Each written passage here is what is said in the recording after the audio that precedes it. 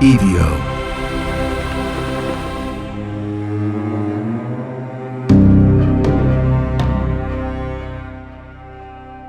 There is a moment, usually sometime in mid-December, when a quiet panic sets in. It doesn't announce itself. It arrives disguised as logistics, a spreadsheet, a credit card statement, a mental checklist running just a little too fast.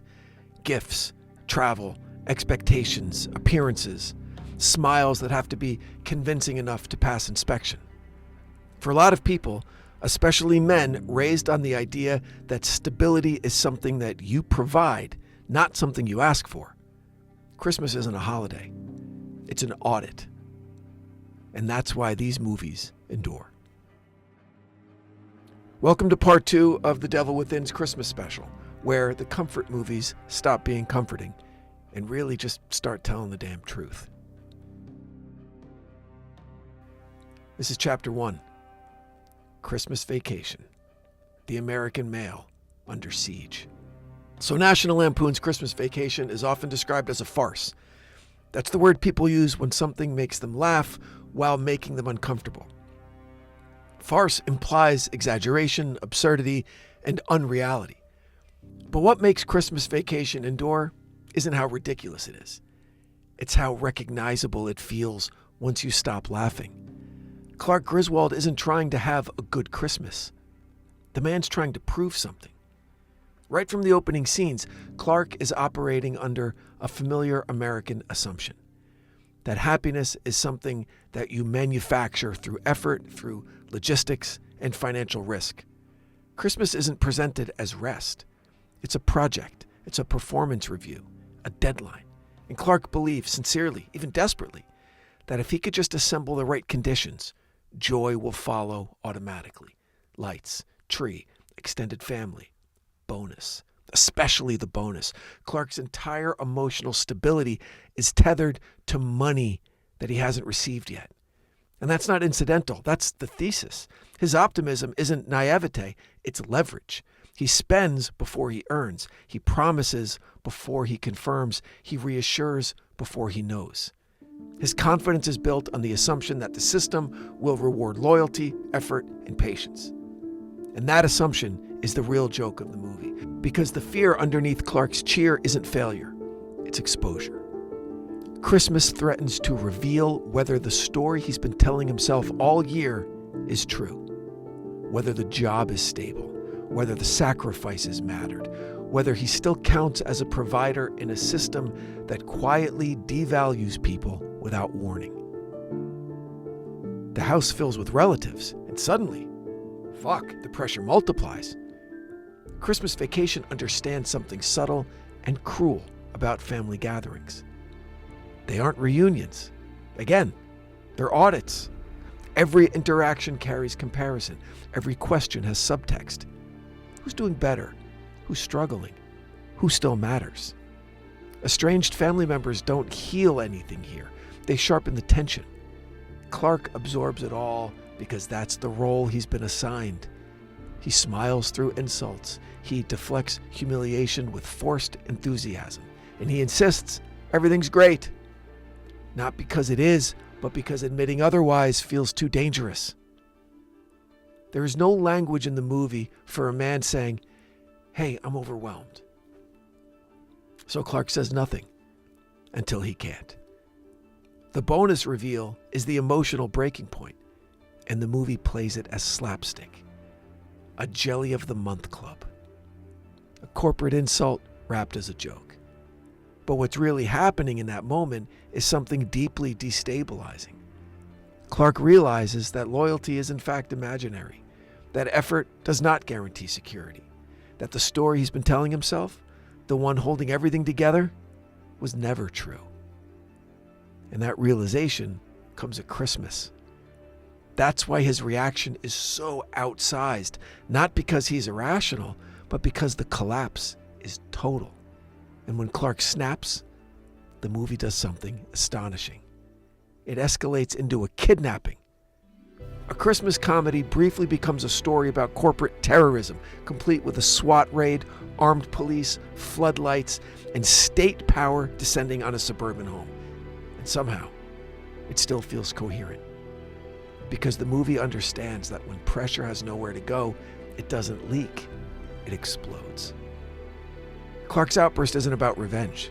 It's about betrayal, about being told too late that the rules were fake, that the bargain was imaginary, and that he was supposed to keep believing even as the ground shifted beneath him. What makes Christmas Vacation unsettling, again, once you stop laughing, is how clearly it frames male identity as conditional. Clark's worth is tied to performance. His masculinity is measured in output. His emotional legitimacy depends on whether he can deliver the holiday correctly. There is no version of Clark allowed to fail quietly. The SWAT raid, absurd as it is, functions as a visual metaphor. The system showing up not to help, but to contain the fallout. Authority doesn't ask how we got there. It just responds to the damage. Now, the miracle ending, the bonus arriving just in time, that's the fantasy release valve. Not because it's realistic, but because without it, the movie would be fucking unbearable. The audience needs relief. Clark needs relief. And Christmas in this story is the only excuse for granting it. That's the dark genius of Christmas Vacation. It allows us to laugh at something we recognize too clearly to confront head on. It tells us that if we just endure long enough, the universe is going to autocorrect. Loyalty will be rewarded. Pressure, it has meaning. But even as it hands us that lie, the movie shows us the cost of believing it. Clark doesn't want perfection. He wants permission to stop struggling to hold everything together. And by the time the credits roll, the laughter isn't about the jokes anymore. It's about recognition, about watching someone else crack first, about the temporary relief of seeing the pressure acknowledged, even if only for a moment, and even if it wrapped itself in tinsel and sirens. Because beneath the lights and the laughter, Christmas Vacation isn't asking whether Christmas will be saved. It's asking something much quieter and much darker. What happens when the person holding everything together realizes that no one is holding him?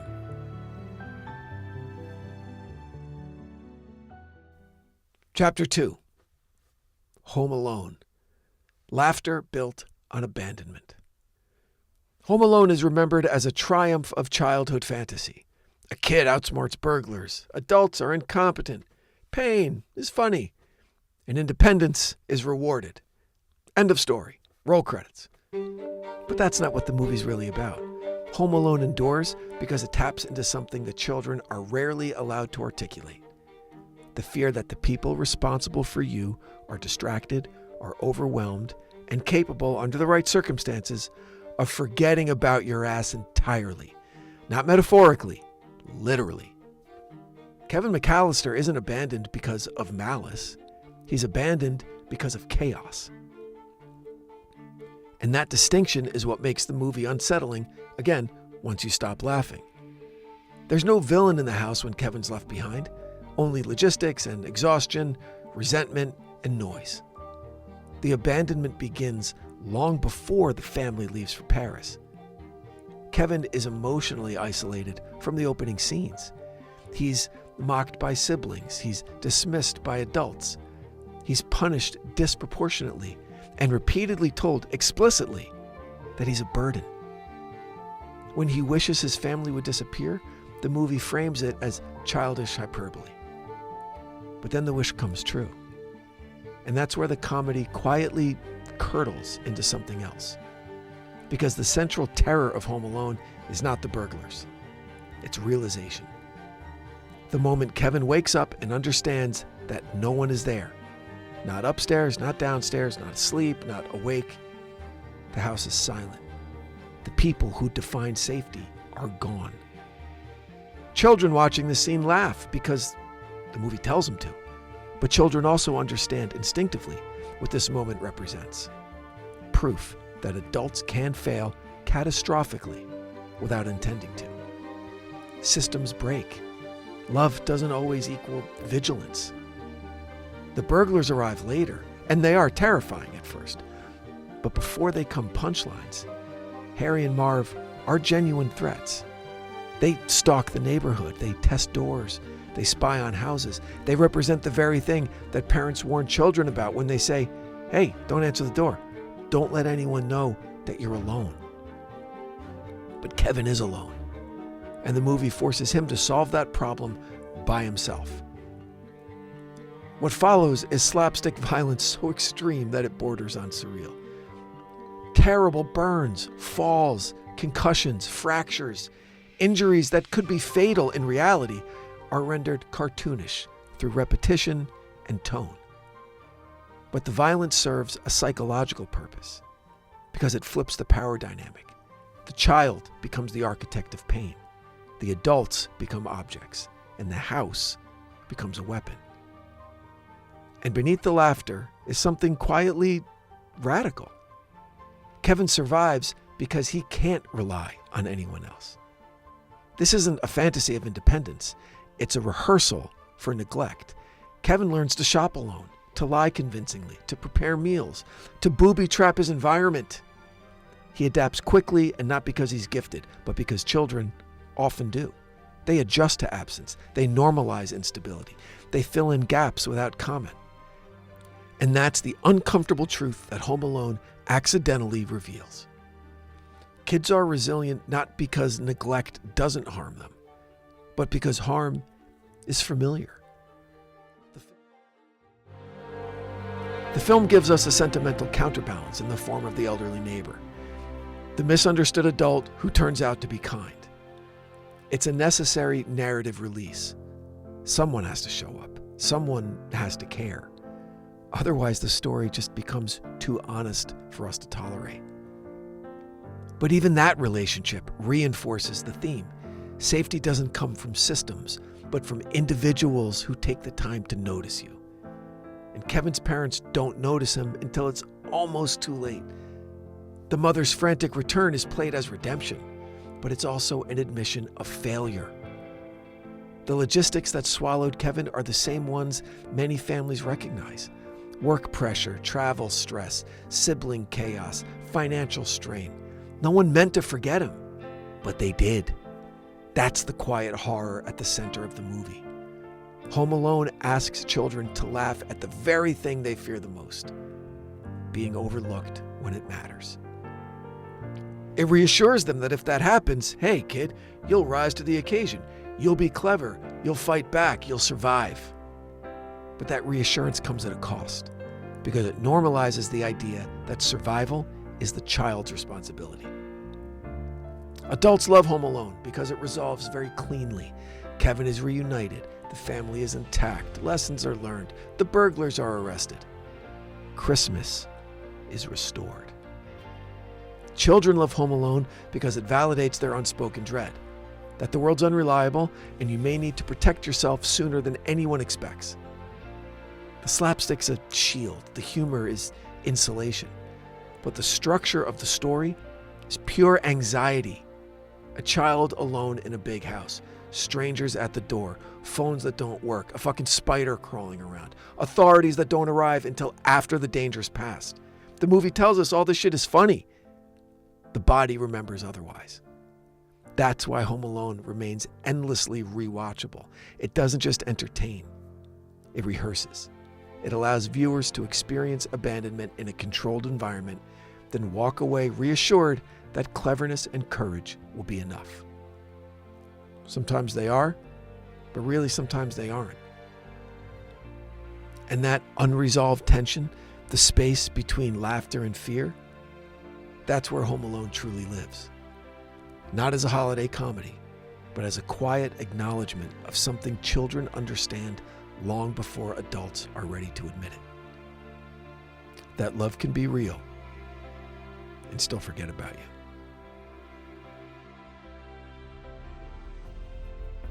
Chapter 3, Die Hard. Christmas, conflict, and the cost of coming home. Yeah, Die Hard, where abandonment gives way to estrangement, marriage becomes a battleground, and Christmas turns into a proving ground for identity, loyalty, and survival. With explosives. And yes, goddammit, it's a Christmas movie. Not because it has decorations, not because it takes place in December over Christmas, but because it is fundamentally about return. And every Christmas story, religious, secular, comic, violent, is about someone coming home or failing to. Die Hard just strips the sentimentality away and replaces it with broken glass and gunfire and grudges that never healed properly in the first place. John McClane doesn't arrive in Los Angeles to save the day. He arrives to repair something already broken, the marriage. And the context matters. In the late 1980s, America was in the middle of a cultural argument it didn't yet have the language to finish. What happens when a woman's career matters as much as a man's? What happens when professional ambition disrupts the traditional gravity of a marriage? Who follows whom? And what does that say about power? Holly McClane didn't abandon her husband. She took a job opportunity, and he didn't. And that choice becomes the unspoken antagonist of the film. The Nakatomi Plaza Christmas party isn't just a corporate celebration. It's a social hierarchy on display. Suits, titles, names on glass office doors. Holly has claimed space in a world that John doesn't recognize, and worse, that he doesn't control. She even uses her maiden name at work, which John treats not as a professional choice, but as a deep betrayal. This isn't subtle. John McClane is a man out of place. He's barefoot. He's armed incorrectly. He's geographically displaced. And emotionally, he's terrified, not of terrorists, but of irrelevance. He's the wrong kind of masculine authority in a room that has outgrown him. But then the building is taken hostage. And here's where Die Hard becomes honest in a way most Christmas movies refuse to be. The violence isn't random.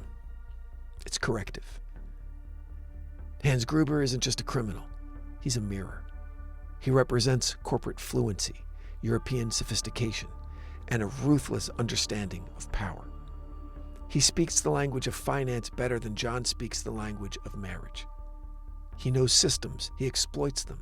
He hides terrorism behind capitalism so effectively that even the audience forgets what he actually is. This matters because Die Hard isn't simply about good versus evil. It's about competing masculinities in a world where traditional authority no longer guarantees relevance. John survives not because he's smarter, but because he's stubborn, because he simply refuses to leave, because he bleeds and keeps moving. Christmas becomes the frame that justifies this endurance. It's not ego. It's family. It's not control. It's reconciliation. And the film makes a crucial point here. Reconciliation requires confrontation. The threat to Holly isn't just physical. It's symbolic. She's built an identity separate from John. The terrorists exploit that distance. So does the system that underestimates him. John must fight through layers of authority, corporate, bureaucratic, federal, before he's even allowed to matter again. Even the LAPD isn't competent until it isn't. Institutions fail first, individuals step in later. This is a recurrent Christmas movie theme, whether we admit it or not. And then there's the moment the movie rarely gets credit for addressing directly. Power, race, and threat. When that douchey news guy threatens the Latina maid with deportation to get her to talk, the movie exposes a truth it doesn't linger on, but doesn't hide either. Authority is often enforced through fear of the system rather than violence. The threat works because it's believable, because it reflects a reality that the film understands exists beneath its explosions and gunfire. Die Hard's not a perfect moral document, but it's an honest one. It acknowledges fear of infidelity without proving it. It acknowledges estrangement without villainizing ambition. It acknowledges that love, when strained by distance and pride, it doesn't dissolve. Often it hardens. And Christmas becomes the pressure point. This is why the film insists on reconciliation at the end. Not because it's tidy or feels good, but because Christmas narratives demand it. John and Holly's reunion isn't romantic. God, it's exhausted. They don't resolve their differences. They survive them, and that distinction matters. Die Hard argues that coming home isn't about being welcomed. It's about fighting your fucking way back into relevance when the world has moved on without you. It frames marriage as something that you defend, not something that you passively inherit. That's deeply 1980s and deeply revealing. The reason the Is Die Hard a Christmas movie debate refuses to die is because it's not really about genre. It's about discomfort, about admitting that Christmas stories aren't gentle. They're violent, often in quieter ways. They demand reconciliation under impossible conditions. They ask people to show up when they're least prepared. Christmas itself doesn't fix anything in Die Hard. It just forces the truth into the open. John McClane doesn't save Christmas. He just earns the right to come home. And that, whether we admit it or not, is exactly what Christmas movies have always been about.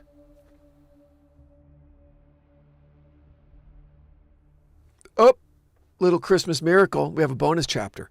This is where we stop excavating subtext and just say it plainly.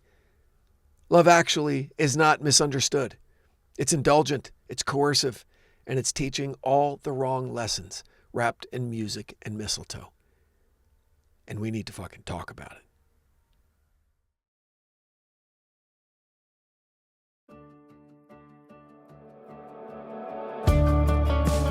Love Actually, a holiday classic made of red flags. Love Actually, the film from 2003, survives because it overwhelms criticism through volume. Music swells, storylines multiply, faces kind of blur together, and before you can interrogate any one thread, the film's already moved on to the next emotional beat. And that's not an accident, it's a strategy. Because if you slow Love Actually down, if you examine even one storyline in isolation, the whole thing starts to wobble. So let's start at the top. A beautiful older man begins an affair with a younger subordinate at work. It's framed as charming, romantic, inevitable. The imbalance of power isn't interrogated. It's shown in an aesthetically pleasing way. The betrayal of his wife is treated as tragic primarily because he feels bad about it, not because of what he's done. Then there's the woman who chooses to care for her deeply troubled brother instead of pursuing a romantic relationship, and is punished emotionally for that choice.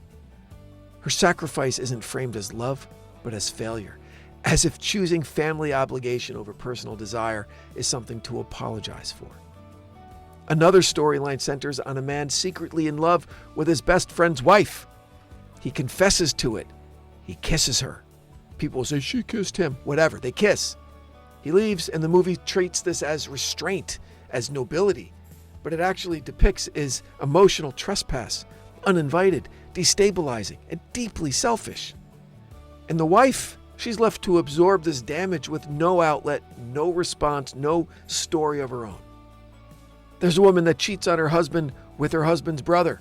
It's played lightly and quick, as if proximity excuses betrayal. Then there's the President of the United States hitting on the staffer of a foreign government, portrayed as bold rather than really inappropriate, charming rather than coercive. And threaded through the whole movie, fat jokes, casual, repetitive, unexamined. Bodies used as punchlines in a movie supposedly about love in all its forms. This isn't accidental cruelty, it's narrative convenience. Love Actually asks the audience to accept that feelings justify behavior, that wanting something absolves you of the harm it causes, that confession is the same thing as accountability. It's not. The film survives because it packages discomfort as warmth, because Christmas music, it lowers our defenses, because the ending montage insists that love is everywhere, even when what we've just witnessed looks a lot like manipulation, coercion, and unresolved damage. And what makes Love Actually especially dangerous isn't that it's unrealistic, but that it's kind of familiar. These are the kinds of rationalizations people use every day. The film doesn't invent bad behavior, no, but it romanticizes it. And it does so at Christmas, when we're most vulnerable to the idea that intention matters more than impact. That's the quiet menace of the movie. Not that it's evil, but that it asks us to forgive everything without asking anyone to change. I'm still going to watch it probably 3 or 4 times this holiday season. Merry Christmas. Look, if this episode proves anything, it's that Christmas movies don't endure because they're comforting to us. They endure because they tell the truth kind of sideways.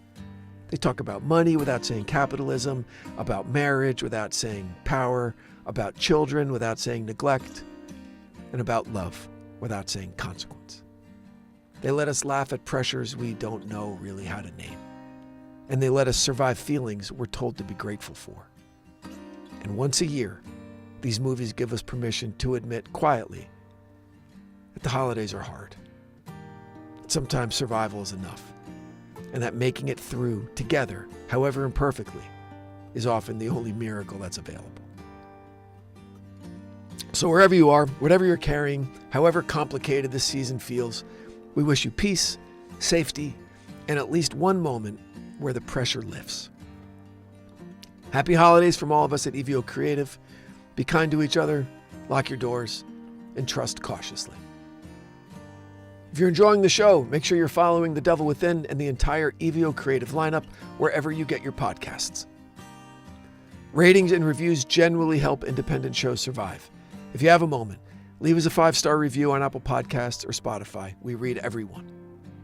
Watch full episodes, clips, and exclusives from all EVO Creative shows.